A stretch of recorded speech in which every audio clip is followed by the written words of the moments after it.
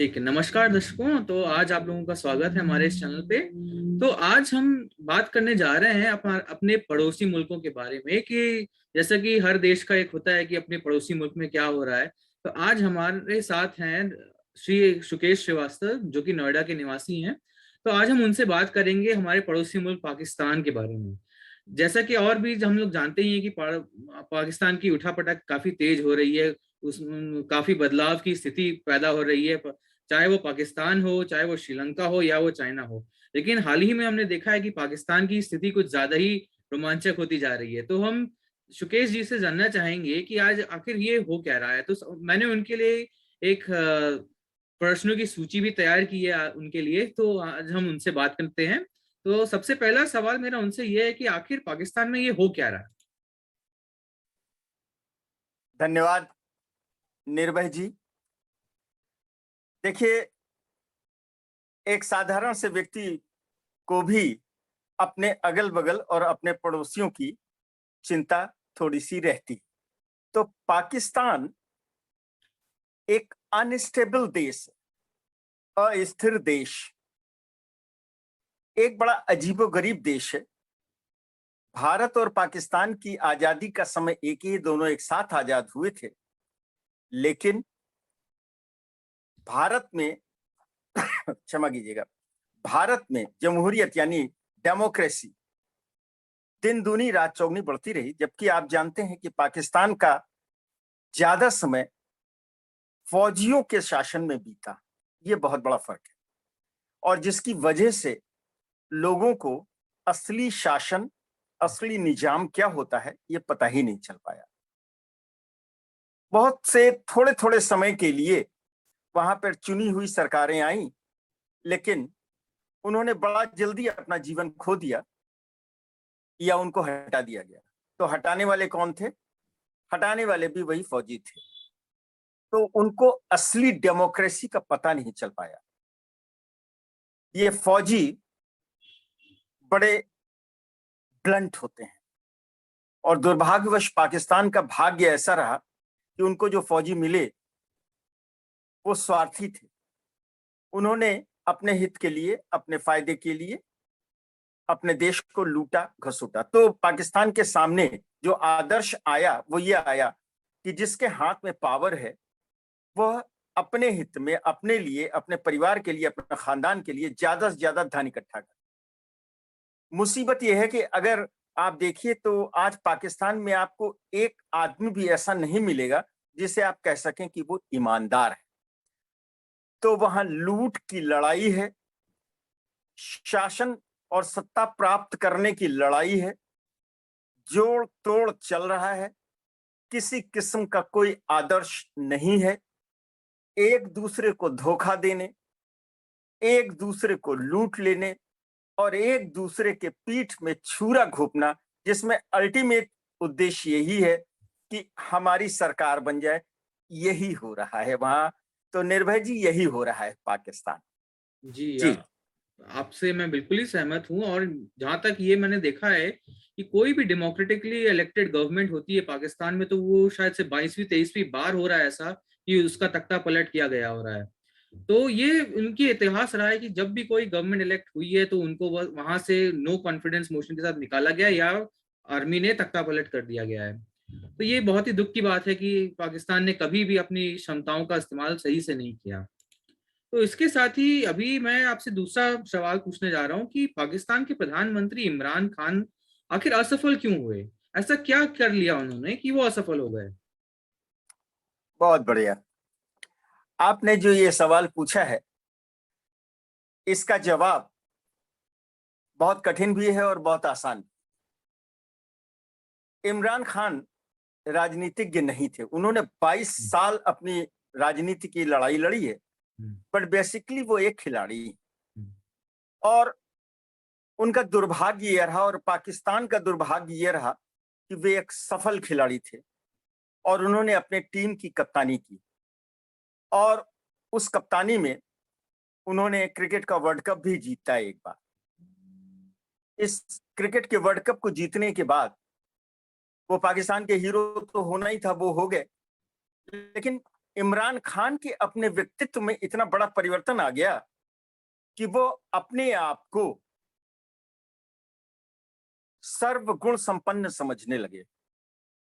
वो ये समझते हैं कि वही सब कुछ कर सकते हैं और उनके आगे सभी लोग नतमस्तक रहें, उनकी बात माने और उनके मुंह से जो निकल जाए उसको सही माना जाए और माना जाए, लोग उसको फॉलो करें।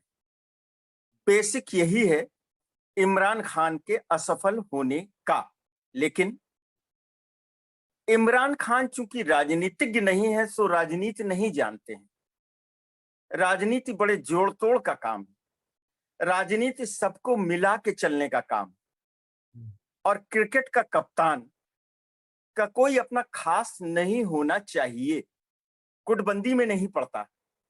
और यही इमरान खान की कमी रही कि उन्होंने किसी को अपने विश्वास में नहीं लिया। विरोधियों को तो छोड़िए, उन्होंने अपने दल के अपने वजीरों को, मतलब मंत्रियों को भी अपने विश्वास में नहीं लिया। उनके मंत्री उनकी नाक के नीचे जबरदस्त करप्शन करने लगे। यहां यह बता देना बड़ा आवश्यक है कि इमरान खान के ऊपर अभी व्यक्तिगत रूप से किसी भी करप्शन का कोई आरोप नहीं लगा हुआ है। उनके परिवार पे लगा है, उनकी पत्नी पे लगा हुआ है, उनके रिश्तेदारों पर लगा हुआ है। लेकिन इमरान खान अभी अलूफ हैं। लेकिन उनके साथ के लोग, उनके चमचे, उनके मंत्री गले से लेकर नाक तक आकंठ जो है वो भ्रष्टाचार में डूबे हैं। दरअसल इमरान खान ने पाकिस्तान में आम जनता की सहानुभूति भी खो दी है। आम जनता का हीरो आज एक अनरिलायबल, अविश्वसनीय जैसा व्यक्ति बन गया है, जिसकी बातों पर लोग यकीन नहीं करते। और दूसरी चीज ये है कि वो यू टर्न प्राइम मिनिस्टर है, क्योंकि अपने ऊपर उनको अति आत्मविश्वास है। इसलिए वो आज एक बात कह के और कल उस बात से 180 डिग्री पलट जाते हैं। ऐसा एक नहीं, बहुत बार हुआ है। छोटी छोटी बातें हैं कि मैं आईएमएफ से कर्जा लेने की जगह सुसाइड कर लेना पसंद करूंगा, खुदकुशी कर लूंगा। और उसके बाद जब वो सत्ता में आ गए तो उन्होंने पूरे पाकिस्तान को गिरवी रख दिया आईएमएफ के सामने कर्जा लेने के लिए। इस तरीके के एक नहीं, बहुत से उदाहरण हैं। और हद तो तब हो गई जब उन्होंने ये कह दिया कि मैं यू टर्न प्राइम मिनिस्टर हूं, और मैं यू टर्न लेते लेते प्राइम मिनिस्टर बन गया। इन सारी बातों से उनकी जो एक गुडविल थी पब्लिक की निगाहों में, वह लगभग समाप्त हो चुकी है। हाँ, अभी भी बहुत थोड़ी संख्या में कुछ लोग ऐसे हैं जो आज भी इमरान खान की उस इमेज को बरकरार रखते हैं अपने दिल में, और इमरान खान के कहने पर जहां वो कहते हैं जलसा जुलूस में हाजिर हो जाते हैं। ये एक सामान्य सी बात थी। लेकिन इसके साथ एक बहुत बड़ी बात मैं ये कह दूं कि इमरान खान आए नहीं थे, इमरान खान को लाया गया था। दरअसल पाकिस्तान में सब कुछ, हर कोई, हर व्यक्ति, इंक्लूडिंग फौज, वह वहां के नेताओं, लीडरों के करप्शन से परेशान हो चुकी थी। चाहे वो जरदारी हो, चाहे वो नवाज शरीफ हो, और चाहे वो छोटी पार्टियां एमक्यूएम जैसी पार्टियां हों। ये इस बुरी तरीके से भ्रष्टाचार में लिप्त थी कि आम जनता कराह रही थी। वहां कोई ऑप्शन नहीं था। इसलिए फौज ने इमरान खान को, जो कि मुल्क का हीरो था, जो कुछ नया करने की बात करता था, उसको लेके आए। ये जीता हुआ लीडर नहीं है, इसको जिताया गया था और सत्ता दी गई थी। लेकिन इमरान खान अपने जिद्दी स्वभाव की वजह से फौज से भी बिगड़ाव कर बैठे। तो अब आप समझ रहे होंगे, इमरान अपने से नहीं आए थे, फौज उन्हें लाई थी। और फौज से जब उनका मनमुटाव हो गया तो फौज ने उनके सपोर्ट से अपना हाथ खींच लिया। आज इमरान अपने पैरों पर खड़े होने की ताकत नहीं रखते हैं। वह एक तरीके से कहिए तो हाथ जोड़कर, नाक रगड़कर फौज से कह रहे हैं कि आप इंटरफियर कीजिए मत। इंटरफियर करना क्या है? इंटरफियर करना यह है कि आप विरोधियों को फोन कीजिए कि वो प्रॉब्लम ना खड़ी करें, और कभी कोई वोटिंग हो तो विरोधियों को भी ये फोन कीजिए कि वो आ करके इमरान खान के पक्ष में वोटिंग करें, क्योंकि विरोधी ऐसा पहले कर चुके हैं। लेकिन फौज ने आज कह दिया है कि हम न्यूट्रल हैं, और इमरान खान ने कह दिया है कि जो न्यूट्रल होता है वो जानवर होता है। सब तरफ से आप लड़ाई करके अपने घर में नहीं रह सकते, समाज में नहीं रह सकते, मोहल्ले में नहीं रह सकते, वहां भी आपको कोई सपोर्ट करने वाला होना चाहिए। लेकिन आज इमरान खान की स्थिति यह है कि पूरे देश में उन्होंने हर किसी से, जिसके पास जरा सी भी शक्ति है, पावर है, उनसे झगड़ा कर लिया है। इसलिए उनका कोई सपोर्ट नहीं है। और इसके अलावा बहुत सी बातें कही जा सकती हैं। उनके पास कोई प्लानिंग नहीं है, उनके पास कोई नीति नहीं है, महंगाई के विरुद्ध लड़ने की उनके पास कोई पॉलिसी नहीं है, उनके पास कोई विदेशी नीति नहीं है। फॉरेन पॉलिसी आप देख रहे हैं, अमेरिका से लड़ाई है, चीन से लड़ाई है, फ्रांस से लड़ाई है, और इंडिया से तो है ना। हर किसी से ये बहुत से कारण रहे जिससे मैंने कहा कि ये बहुत कठिन है। और जब बहुत ज्यादा कारण हो जाते हैं तो कोई कारण भी एक समझ लीजिए तो ये बहुत आसान है इमरान खान के असफल होने का। जी निर्भय जी। जी, मैं आपसे बिल्कुल ही सहमत हूँ। ऐसा बहुत बार देखा गया है कि उन्होंने अपने ही मंत्रियों का साथ नहीं दिया है, उनको अपने विश्वास में नहीं रखा है। जाहिर सी बात है, आज फौज भी उनके साथ नहीं है। और या जहां तक ये भी बात है कि जब सितंबर 2020 में एक पाकिस्तानी डेमोक्रेटिक मूवमेंट शुरू हुआ था उनके खिलाफ, एक जलसा आया था उनके खिलाफ, तब फौज उनके साथ थी और तब फौज ने ही उसको दबा दिया था। लेकिन आज आज फौज भी उनके साथ नहीं है। तो अभी जितनी भी रैली वो कर रहे हैं, जहां तक बात हुई थी कि 10 लाख लोग आएंगे, मात्र ही सिर्फ 1 लाख से भी कम लोग आए हैं। तो ये जाहिर सी बात है कि अब इमरान खान के साथ फौज तो बिल्कुल भी नहीं है, ना ही उनके साथी उनके साथ हैं। तो अब जितनी भी उनकी जो सिटीजन्स है पाकिस्तान, वो भी उनके साथ नहीं है। अब उनके साथ अब कोई नहीं देने वाला। ये बात तो सही है, बिल्कुल भी सही है। तो अगला मैं आपसे ये बात करूंगा कि क्या आपको लगता है कि इमरान खान सरकार से हार जाएंगे तो क्या पाकिस्तान की स्थिति में कुछ सुधार आएगा? देखिए, आपके इस एक सवाल में दो सवाल है, और दोनों बड़े शाश्वत सवाल हैं कि क्या इमरान खान सरकार से हट जाएंगे। तो कल तो वोटिंग है, जी। कल वोटिंग है, और विरोधियों ने तो 200 कैंडिडेट जो है अपने साथ ला करके खड़े कर दिए हैं। और इमरान खान के पास तो इस समय 140 से 150 के बीच में सदस्य रह गए हैं। लेकिन फिर भी सवाल ये है कि क्या इमरान खान सरकार से हट जाएंगे। और आपका दूसरा सवाल है कि अगर ये हट जाएं तो क्या पाकिस्तान की स्थिति में सुधार आ जाएगा। तो चलिए एक एक करके दोनों सवाल देख लेते हैं। जी। जैसा मैंने कहा कि हट जाना चाहिए, कोई भी दूसरा जमहूरी देश होता तो जब आपके पास बहुमत नहीं है तो आपको पहले ही रिजाइन कर देना चाहिए। हम्म। और नहीं तो जिस समय मताधिकार का प्रयोग करेंगे सदस्य, उस समय आपकी सरकार गिर जाएगी, और तब आपको रिजिग्नेशन, इस्तीफा देना ही देना है। लेकिन नहीं, ये इतना आसान नहीं है। ये पाकिस्तान है, अभी एक दिन बाकी है। अब दो तीन चीजें हैं। इमरान खान ने कल भी अपनी पार्टी के लोगों को इस्लामाबाद बुलाया है। किस लिए बुलाया है? बहुत बड़ी संख्या में, बहुत बड़ी संख्या। अभी आपने कहा कि 1 लाख लोग इकट्ठा हुए। लोग तो कहते हैं 1 लाख भी नहीं इकट्ठा हुए थे, लेकिन मान लीजिए 1 लाख इकट्ठा हुए थे, और 1 लाख लोग फिर इकट्ठा हो जाएं, तो क्या विरोधी पार्टियां चुपचाप बैठी रहेंगी? उनके भी आदमी इकट्ठा होंगे। और आज विरोधी पार्टियों के साथ तो 4 5 6 पार्टियां जुड़ी हुई हैं। अगर उनके आदमी आ गए तो 1 लाख की जगह वाकई वो 5 6 लाख इकट्ठा ला सकते हैं। तो क्या होगा? तो हो जाएगी मारपीट, गोलीबारी और खून खराबा, डिस्टर्बेंस। देश में जब डिस्टर्बेंस हो जाएगा तो क्या मतदान हो पाएगा? अगर बाहर हजारों, सैकड़ों या दसियों लोग खून से लथपथ पड़े होंगे तो उनको यही आदेश मिलेगा अथॉरिटी से कि आप इस कार्रवाई को रोक दीजिए, जिसकी वजह से ये दंगे रोके रुकेगा और इमरान को नया जीवन मिल जाएगा। हाँ वो कि उनके एक इशारे पर ही एमक्यूएम 100% और पीपीपी से भी 20-30% और आपके पीएमएल नवाज से भी काफी बड़ी संख्या में लोग या तो जाकर के इमरान खान के पक्ष में मतदान करेंगे और या अनुपस्थित हो जाएंगे और इमरान खान के विरुद्ध यह अविश्वास का प्रस्ताव पास नहीं हो पाएगा।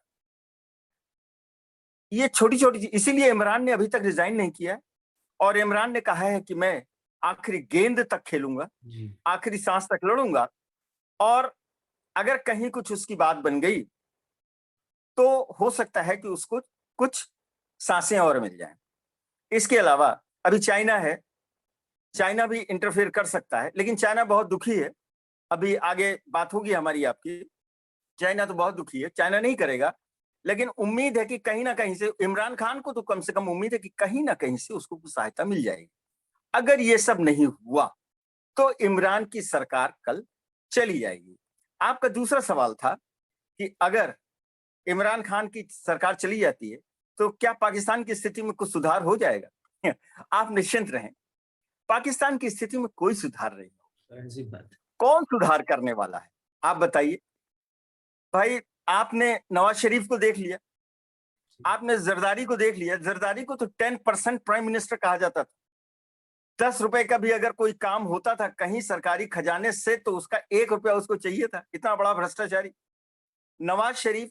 चलिए, उसके विरुद्ध अभी तक इमरान खान को सिद्ध नहीं कर पाया क्योंकि वो एक नाकाबिल आदमी, एक नाकाबिल प्रधानमंत्री। कोई अगर दूसरा प्रधानमंत्री कॉम्पिटेंट होता तो वो कुछ तो कर ही लेता, जबकि फौज उसके पक्ष में थी, अदालत उसके पक्ष में थी, अधिकारी उसके पक्ष में थे। वो कहते हैं जैसे सीबीआई होता है वैसे उनके नैब वैब होता है, तो नैब उनके पक्ष में थी, लेकिन उसके बाद भी आज तक एक भी उसके विरुद्ध कोई भी प्रमाण नहीं ला सके जिससे पता चले कि वो भ्रष्टाचारी है। आज आप पाकिस्तान में टार्च लेकर, सर्चलाइट लेकर या सूरज की रोशनी में भी ढूंढना चाहें तो एक भी आपको ईमानदार आदमी नहीं मिले। लेकिन इन सब में काबिलियत इमरान खान से ज्यादा है। देखिए, नवाज शरीफ एक खुले दिमाग का तो आदमी है, इतना तो सभी मानते हैं, और उसके समय की कुछ पॉलिसियां थी। उसके समय में देखिए सऊदी अरब से बहुत अच्छे संबंध थे जो आज बहुत खराब। उसके समय में ही सीपैक आया, रोड एंड बिल्ड। उसके समय में अमेरिका से बहुत अच्छे संबंध रहे और साथ ही साथ उसने न्यूक्लियर बॉम्ब भी उसी के समय में बनाया गया जी। ये एक विजन कहलाता है। ओके, मैं मानता हूं, मैं नहीं जानता हूं, कोई नहीं जानता है कि वो करप्ट था कि नहीं था, क्या था। अगर करप्ट था भी तो करप्शन एक ऐसी बीमारी है जो दुनिया में सब जगह, कहीं कम है कहीं ज्यादा है।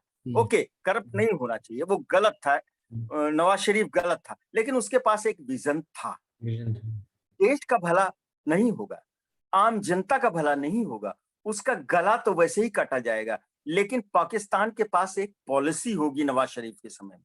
बाकी रहे जरदारी, किसी तीसरे का भी जिक्र करने की जरूरत नहीं है क्योंकि उनके नेशनल सरफेस पे कोई तीसरा नहीं है, चौथा नहीं है कह लीजिए अगर तीसरे इमरान है तो जरदारी के पास भी एक समझ है, एक बातों को संभालने की कला है। उसके समय में भी पाकिस्तान की विदेश नीति सफल रही थी, अंदरूनी रूप से उसकी आंतरिक नीति सफल नहीं थी, लेकिन उसकी विदेश नीति ठीक थी। तो कहने का मतलब यह है कि अगर इमरान की सरकार चली जाती है तो पाकिस्तान की आवाम का, मतलब जनता का तो शायद कुछ भला ना हो, लेकिन जितनी बुरी स्थिति आज है इतना पक्का है कि इस बुरी स्थिति से थोड़ा बहुत वो जरूर उबर जाएंगे। मैंने तीसरे मौके की बात नहीं की है, तीसरे ही अपॉर्चुनिटी की बात नहीं की है कि अगर ये सब ना आकर के फौज आ जाए तो क्या हो। तो फौज आ जाए तो कुछ कहने की जरूरत नहीं है, फौज आ जाएगी तो फिर तो फौज के लंबे शासन को पाकिस्तानियों ने देखा है, तो वो फिर तो पाकिस्तानियों का भला ही भला है, फिर उनके लिए कुछ सोचने की बात नहीं है। जैसे मुशर्रफ के समय में थे, अयूब खान के समय में थे, याहिया खान के समय में थे, जिया के समय में थे, वैसे ही अब इनके समय में आ जाएंगे, इनके समय में रहेंगे। सो मेरे हिसाब से निर्भय जी, मैं सच कहता हूं आपसे, मुझे कोई भी भला होने की उम्मीद कहीं नजर नहीं आ रही है। जी निर्भय जी। जी, तो जैसा कि इमरान खान खुद ही बोल रहे हैं कि वो आखिरी बॉल तक लड़ाई करने के लिए तैयार हैं, तो देखते हैं कल क्या होगा। वो आखिरी बॉल की कप्तानी करने के लिए मशरूफ हैं, तो देखेंगे। दूसरा, जहां तक इमरान खान ने ये खुद ही कहा था कि कोई भी अगर कोई मॉन्यूमेंटल चेंज लाना है, उनके ही शब्द थे कि कोई रेवोल्यूशनरी स्टेप लाना चाहते थे वो, लेकिन उसी का एक शॉक झेलने के लिए उनके पास इंफ्रास्ट्रक्चर ही नहीं है अभी। तो जहां पे जैसे इंडिया में हुआ था एक डिमोनेटाइजेशन, तो इंडिया ने वो झेल गया था।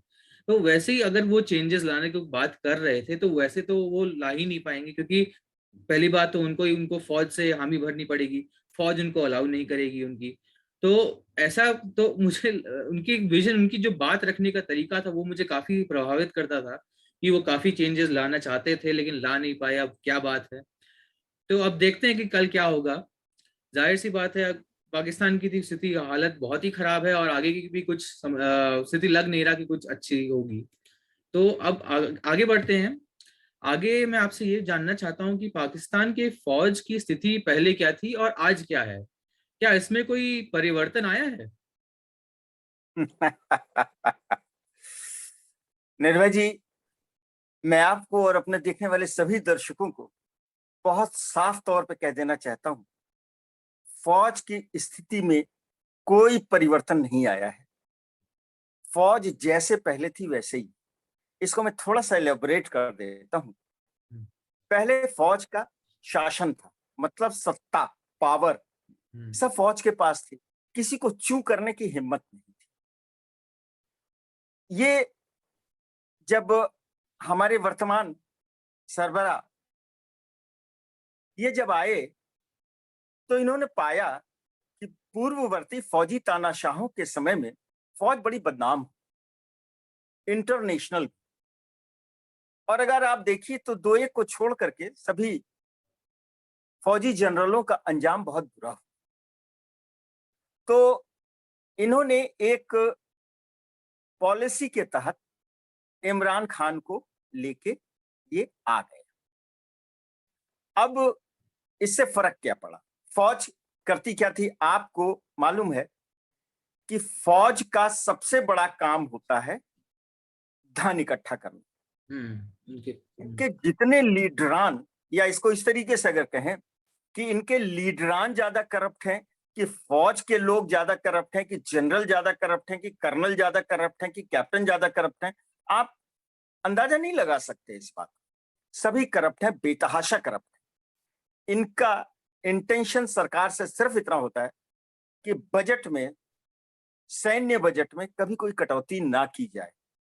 अगर कोई कटौती करने की बात भी करता है तो उसको हटा दिया जाए, पहली बात। इसके अलावा पाकिस्तानी फौज ने ऑलमोस्ट पूरी दुनिया से, चाहे वो सऊदी अरब हो, चाहे अमीरात हो, चाहे अमेरिका हो, चाहे इंग्लैंड हो, सभी से इमदाद ली, मतलब मदद ली, एड। और ये इस एड का काफी बड़ा हिस्सा फौज ने अपने पास रख लिया। कितना धन है इनके पास, इसकी किसी को सीमा नहीं है, किसी को मालूम नहीं। आज मुशर्रफ सऊदी अरब में, अमेरिका में, इंग्लैंड में, सब जगह बड़े बड़े महल बनवा के और सऊदी अरब में रह रहा है। पूरी दुनिया में इसकी प्रॉपर्टी है जो लोग जानते हैं। इसके अलावा कितनी प्रॉपर्टी इसकी छुपी हुई है ये किसी को नहीं मालूम। एक फौज के जनरल की तनख्वाह कितनी होती है? हिंदुस्तान के फौज का एक जनरल जब रिटायर होता है तो सरकार उसको 3 कमरे का फ्लैट देती है, और अगर उसकी सुरक्षा में कोई खतरा होता है तो उसको एक बेंगलो देती है। इसके अतिरिक्त वो ज्यादा से ज्यादा एक मकान अपने आप से बनवा पाता है। मैं मकान कह रहा हूँ, हवेली नहीं। लेकिन इनके फौज के जनरल तो बहुत दूर की बात है। कहते हैं कि इनके कर्नल लेवल से लोगों के पास असीम धन होता है। बहरहाल मैं उस डिटेल में नहीं जाता। तो फौजी को जो है, पहले तो पावर चाहिए, फिर फंड्स चाहिए, फिर अपने सामने कोई बोल ना सके ऐसी एक स्थिति चाहिए। आप देखिए, तो मैंने अभी आपको थोड़ी देर पहले कहा था कि फौज के किसी कर्नल को, कर्नल लेवल का ही आदमी ये सब करता है, बहुत बड़े लोगों की जरूरत नहीं होती। फौज के किसी कर्नल का अपोजिशन की पार्टीज के लीडर्स को फोन आ जाता था कि आज इमरान खान के विरुद्ध एक प्रस्ताव लाया गया है, आपको इस प्रस्ताव के विरोध में मत देना है, तो आप जाइए इसके विरोध में मत दे दीजिए। तो विरोधी पार्टी जाके मत दे देती थी, या वो ये कहते थे कि इस मतदान में आप उपस्थित ना होइए तो किसी का मामा मर जाता था, किसी का मौसा बीमार हो जाता था, किसी की अपनी तबीयत खराब हो जाती थी, और उतनी बड़ी संख्या में लोग वहां से अनुपस्थित हो जाते थे कि वो विरोध का प्रस्ताव पास नहीं होने पाता था। इसके अलावा वहां के पत्रकार, वहां के बुद्धिजीवी, वहां के लेखक, यूनिवर्सिटीज के प्रोफेसर, यूनियंस के छात्र नेता, इनको सरेआम उठा लेने में उनको कोई गुरेज नहीं होता था।